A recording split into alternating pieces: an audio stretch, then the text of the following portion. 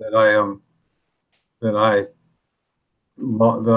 lost. So I didn't hear anything that you said. Okay. Well, I didn't say very much before. Where are you right now? Okay. Can you hear me? Yeah. Okay. I think that the feedback that I got on the section that I added, like right at the beginning about my mother, introducing her by name. I think from two people, Laurie and Kim, I believe, said this is kind of an abrupt, there's no transition here. So I think I just plopped that in there, and I need to kind of integrate it more smoothly. Yeah. I feel pretty good about the rest of it, but that section needs a lot of work. So, okay. Thanks. Some comments, and I know that the class technically ends at 8:30. It's basically 8:30. If anybody has things that you had to get to, do not feel badly if you have to sign out. But I'd like to finish with Beth. If you can stay, great. No, I get it. Any comments to Beth? Yeah, I know you made direct comments, but this is the time to just kind of bring it back up to date. Since I didn't comment in writing, Beth, and it's interesting because I had this reaction last time, but I don't remember whether I had said anything or not. In terms of your first section, I can't even eat onions, but my mouth waters every time I read that whole piece about the egg and the onion and the bread and the butter. I mean, I savor reading it, even though it's not something that I eat. So I thought that was just really spoke to how effectively you conveyed something. I loved the new piece about the egg salad and your mom, and getting insight into the fact that even though she worked in a bakery, she had these outfits that were just to go to Boston and have lunch. It really said something of the generation, but also particularly about her. And I know this was in the last one, but I don't remember having mentioned it, that when you two are eating your candy in bed, and she said, and you say, she started to laugh in a way that invited harmony, and I joined her. We were cool and comfortable, and for that moment, amused in each other's company. I just love that line. It just, conveys such that kind of feeling of connection. I think someone else had commented on this, but I realized it too. In this version in particular, you really get the depth of feeling and that whole concept of eating and drinking and nourishment, and you convey it really nicely throughout. I really liked, and it's something I really envy. I feel your dialogue is just really concise and believable, and just very true. There's a real truth about it. Okay, good. More, if you'd like. I think I can't say my favorite scene because there are so many, but one of my favorites is when you go to the hospital with her. She reminds me a little bit of my mom here. I mean, not everything has to relate to my experiences, but it does. I hope he doesn't get seen before me, she said with loud indignation. You can bet on it, Mom. That's why I suggested you call 911.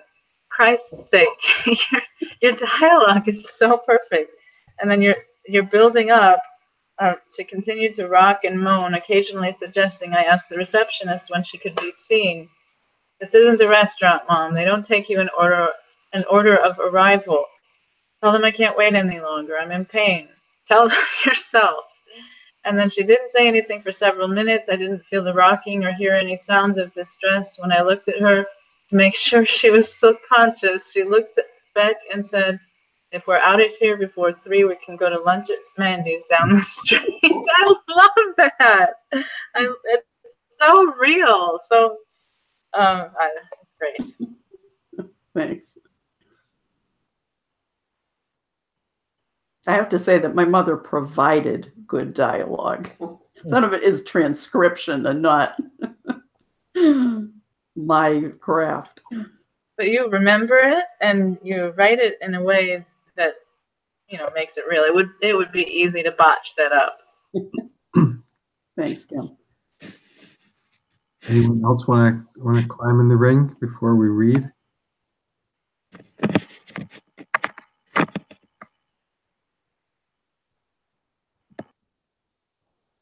Okay, Beth, I'm going to pick a part that you really love to read,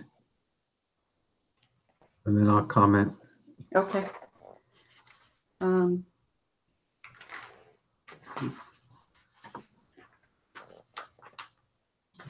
By Thursday, it was clear that the feeding tube was not only uncomfortable, but beside the point.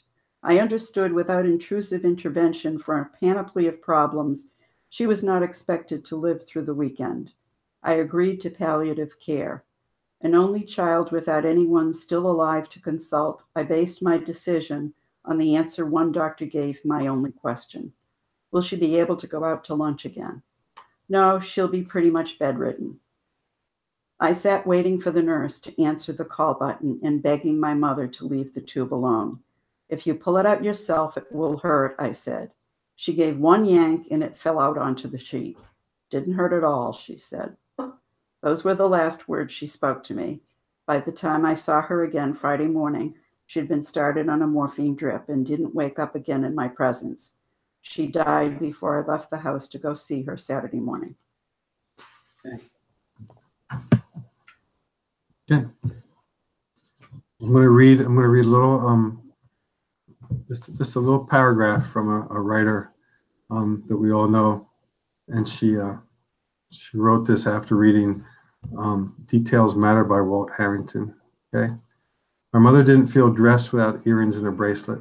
When I met her in the ICU of St. Elizabeth Hospital after a heart attack, she was sitting up in bed in a Johnny with her earrings still in place. The image still tickles me. She was enjoying the attention of all the hospital staff, and the bed seemed more like a throne than a medical pedestal. You know who wrote that? Okay, now I want to read you some other little lines, okay? Although she worked in a bakery, let's sit with that for a second. It's called feedings, okay? Can you make it more visceral? Did she possibly make donuts? Did she possibly make muffins?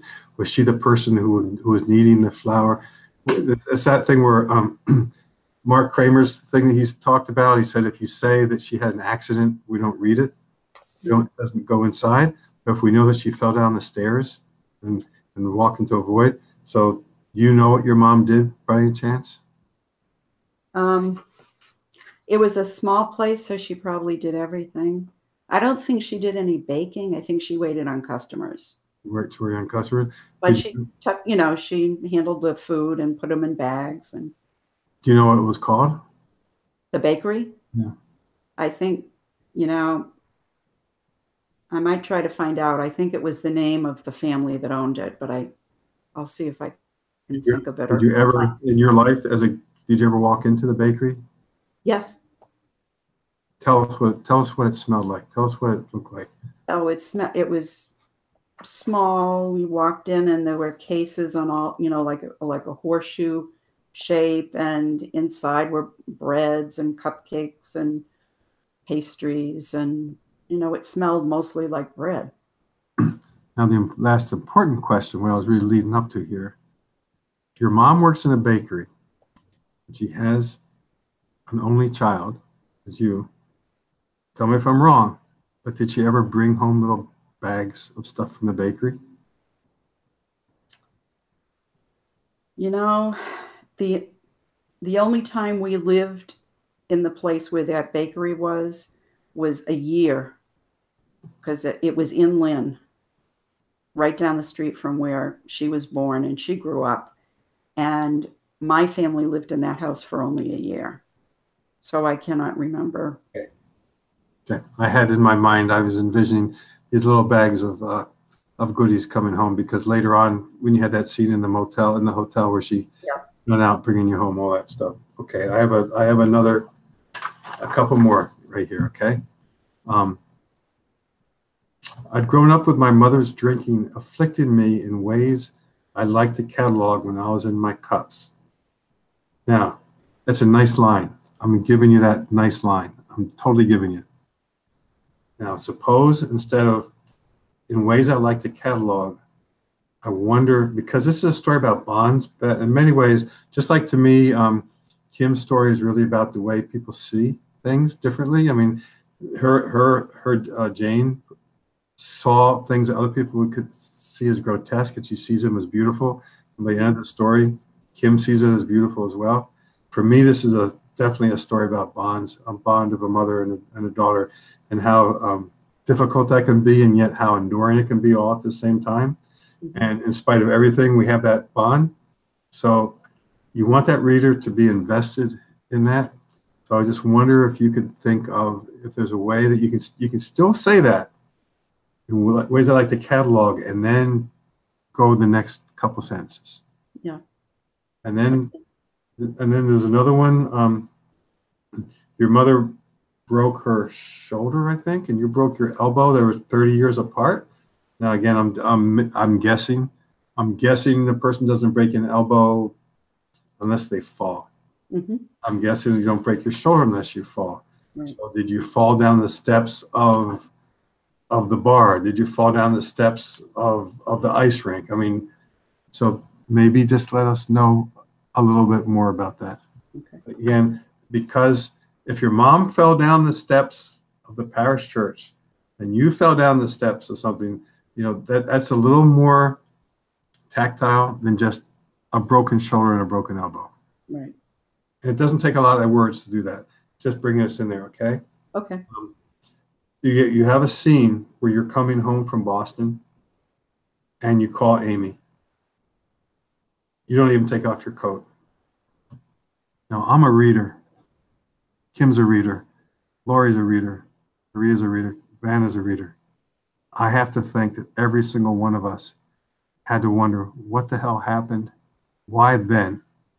What happened that you had to come home and call Amy?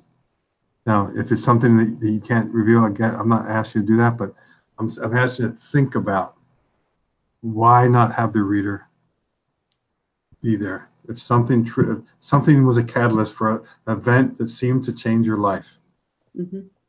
And if you can write about that without, you know, I'm not forcing you to, don't misunderstand me here, but if it's something that you feel you can write about, it just brings us closer to you. Okay. It makes us know that you are not holding back. Okay. Okay. And then,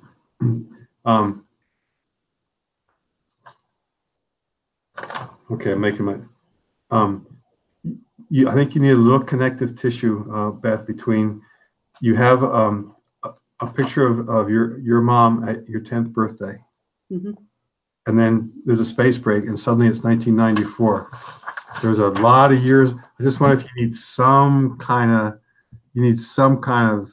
I know a space break can let you shift scene, but you shifted decades and decades and decades. So maybe you need some paragraph to start that, as opposed to just 1994, my father went into the hospital, stuff like that. Something to tie that together a little more. Okay. So all I'm really saying is this is a story that has a lot of universal qualities. It is about the bond. It is about bonding. In this case, it's a bonding.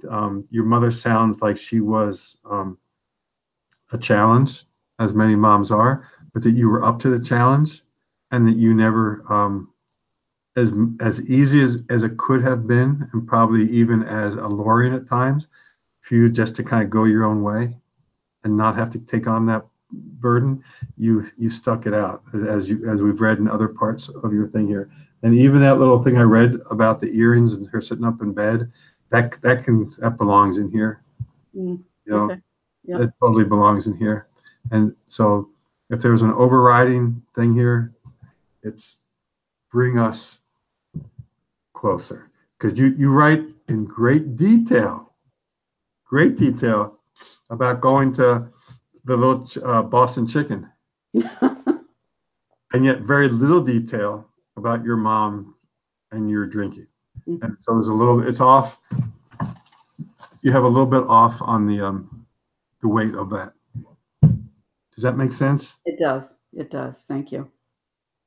The work that you're producing in the group is really good. And Laurie and Vanna, look for me tomorrow because everybody else has commented. We'll start next week. Well, we're going to talk about your beginnings and endings, and we're going to read a little bit about what the journal that you found that you would like to be in, and maybe others. And we have 3 pieces to do. And Nancy, if you listen to this, if for some reason you can't have a draft for us, just let us know in advance. So we won't. I hope we do. I hope you have a good time. Good night, everybody. It was really good seeing you again. Bye, Diana. Bye, everyone. Thank you so much. Good Bye, night, Laurie. guys. Bye, Bye. Kim. Thank you. Bye, Beth.